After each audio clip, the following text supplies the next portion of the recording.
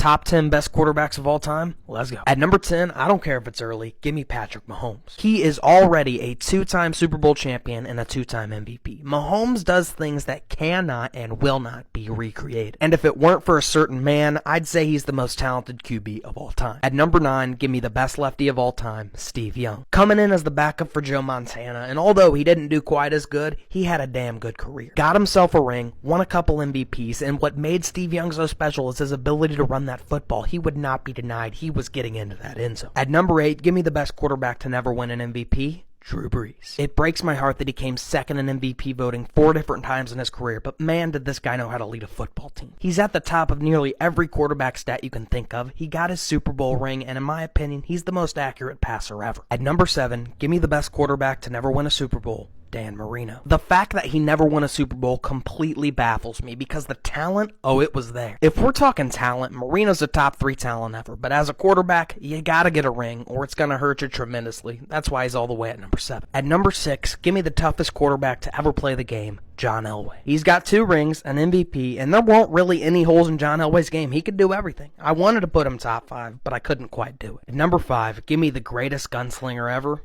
Brett Favre. There's only one word to describe Brett Favre.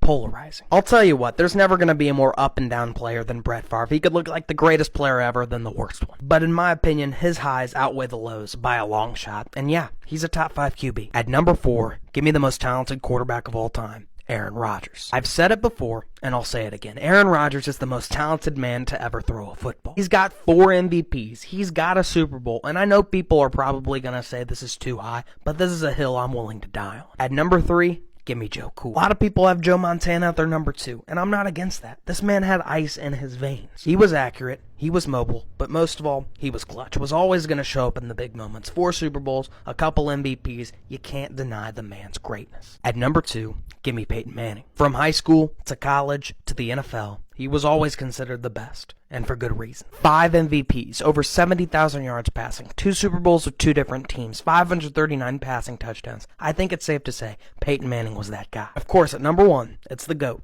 Tom Brady. Nobody in their right mind thinks Tom Brady is not the best ever, and if you do, well, you're just wrong.